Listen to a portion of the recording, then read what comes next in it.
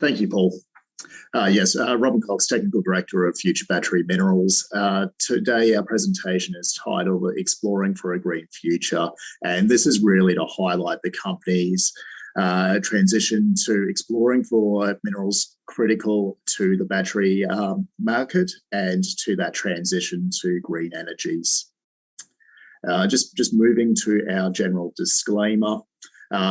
All of what's presented today can be found in more detail in the previous announcements listed on the right-hand side there.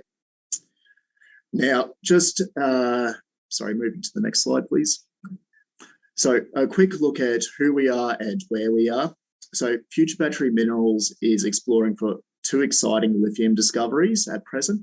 So that's the high-grade lithium cesium tantalum pegmatites at Kangaroo Hills in Western Australia, and the large-scale sedimentary lithium at the Nevada Lithium Project in the US. So lithium projects in two very stable jurisdictions.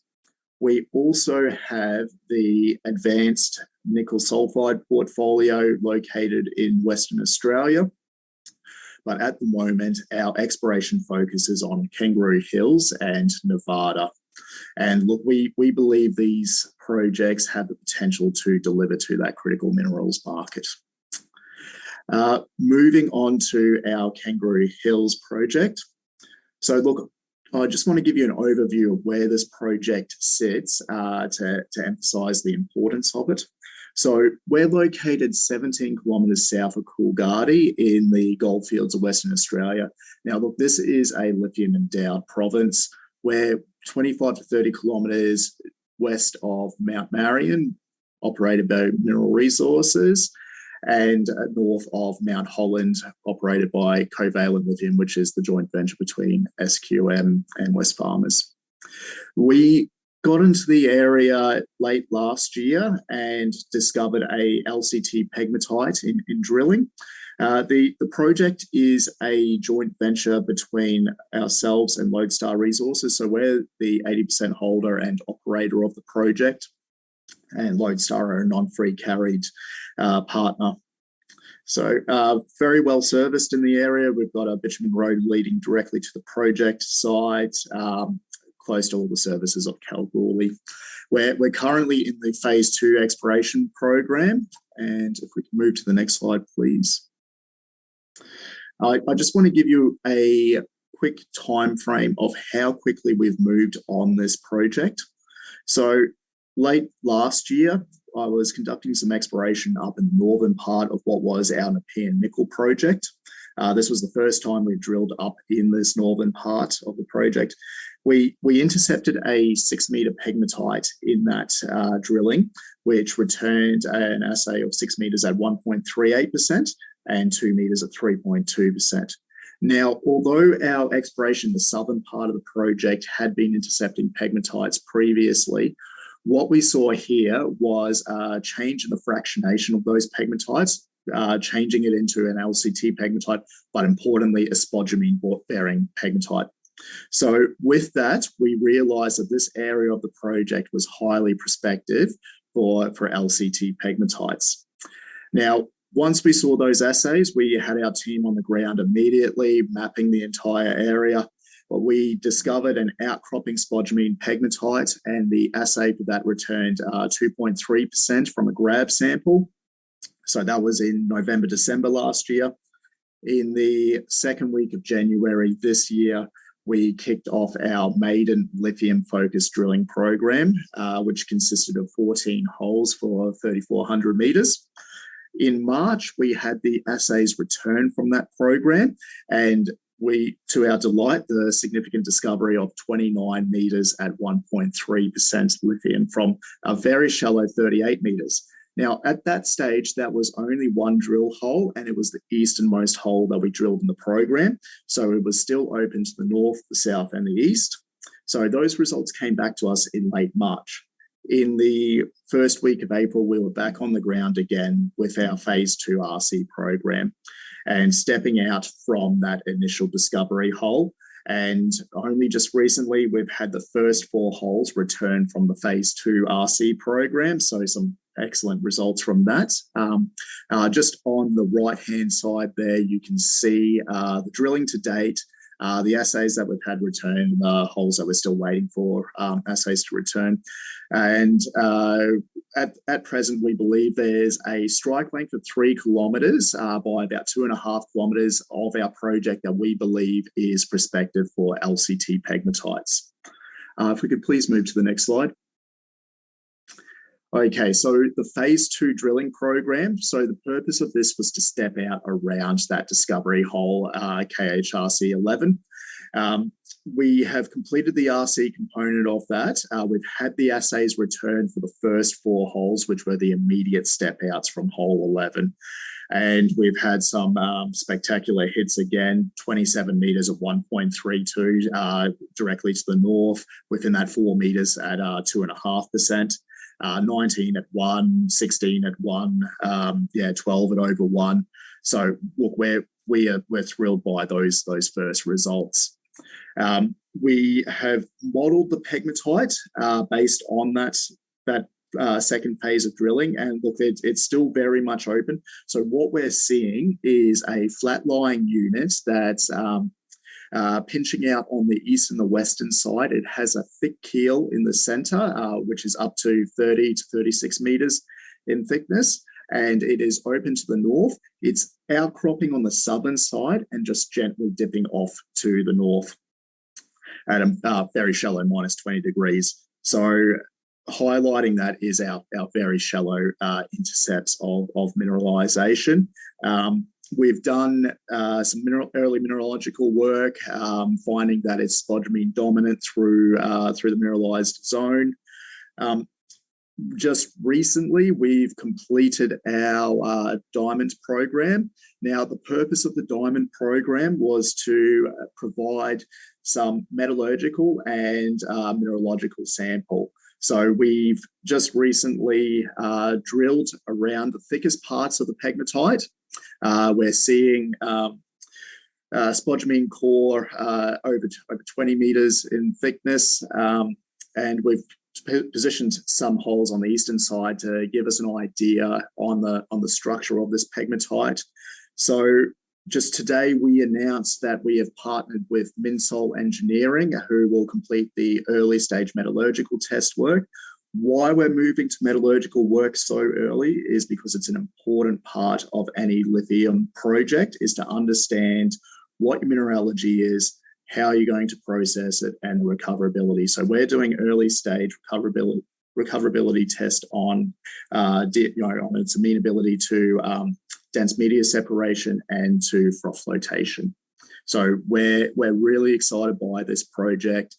We're doing a number of geophysical programs in the background while the rig is currently off-site. So that's consisting of passive seismic and ground gravity. And so we've got a lot of news flow coming, and we could not be more excited about this project. If we can move on to the next slide, please. Now, that brings us to our second lithium project in Nevada. So acquired roughly 12 months ago.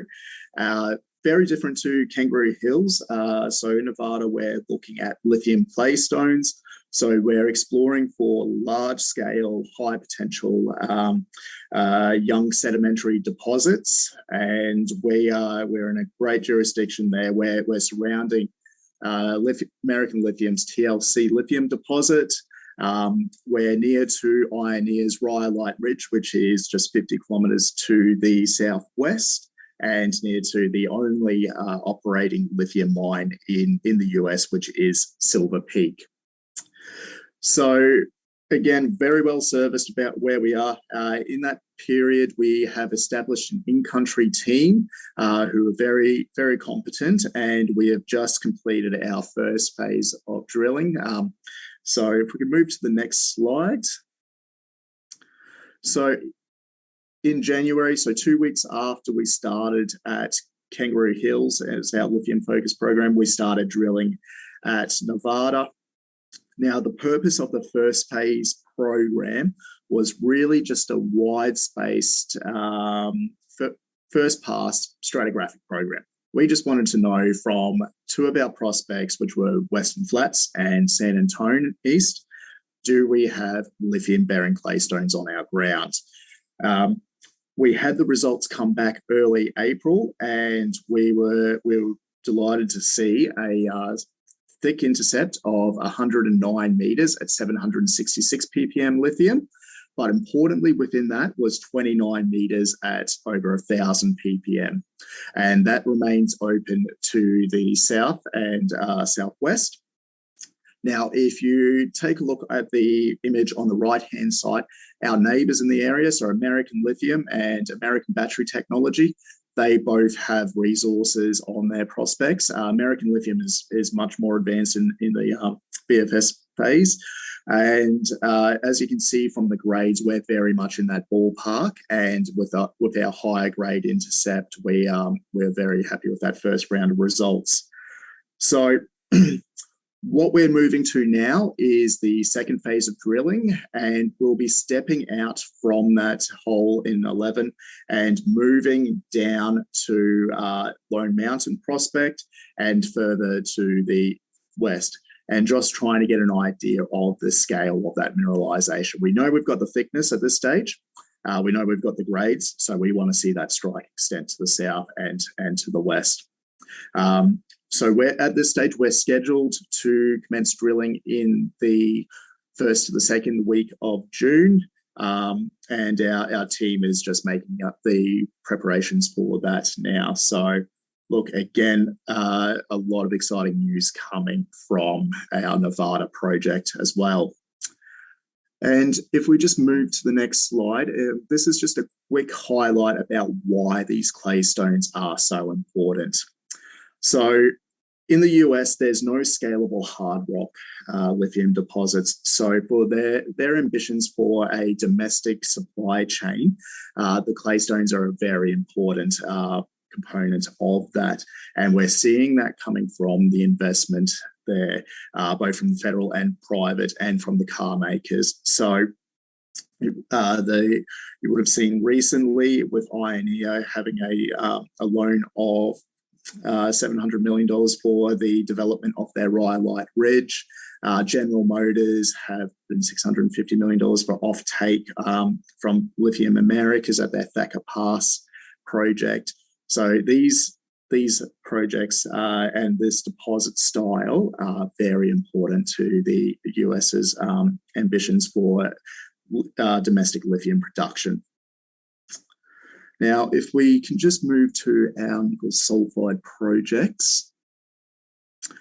So I'll run through this quickly. We have advanced nickel sulphide projects. We've just recently sold the Nepean Project, which is helping to fund our lithium exploration. So existing resources there. Just moving on to Saints quickly. We have completed a scoping study there, and great outcome from that. Very positive, 5-year life of mine, low capex, great MPV, and upside there for continuation of resources at depth. Moving quickly to Nepean. So we have sold this project, just announced last week, $10 million cash as the 80% holder of the project. That's $8 million to us. The funds from that are going to be used in the exploration of Kangaroo Hills and Nevada. So that was a fantastic outcome for us. And I'll just quickly run through the corporate side slides too, please. Skip ahead, please. And just one more, please. So again, very focused on critical minerals and that transition to clean energy, lithium, nickel, copper from our South Australian projects there. We know why these are important and how they're going to feature in the coming years. And just to our corporate team. So Mike Edwards is Executive Chairman, myself as Executive Technical Director. We have $2 million cash in the bank, a further 2.7 coming from that first tranche of the Nepean sale, 426 million shares and over a 50 mil market cap at present. Next slide on why we are a great investment opportunity. Look, the two lithium discoveries are very exciting at this stage. That we've moved quite quickly to define some great intercepts. The nickel projects are advanced. We're working on those in the background and trying to realize value from those, but we have a significant amount of news flow coming from our exploration efforts on the two lithium projects. Thanks very much for that, and look, I'm happy to take any questions. Thanks, Robin. Very, very interesting presentation. I've been peppered with questions. I'll ask a few, but maybe if you could actually answer some of them offline, that would be really appreciated. Yeah, no worries. Here, what do you think the strike extent of your WA hard rock discovery? Any view of a potential footprint? Yeah, look, so at this stage, the pegmatite's been modelled with a 300-metre strike extent, but it's still open on that side. We're waiting for assays on the northern side, but very much we'll be continuing to chase that further to the north. And we're looking at developing another number of regional targets in the area too, which still early stage on that, but quite excited by what we're seeing there too. So look, it's very early days. Exploration for pegmatites.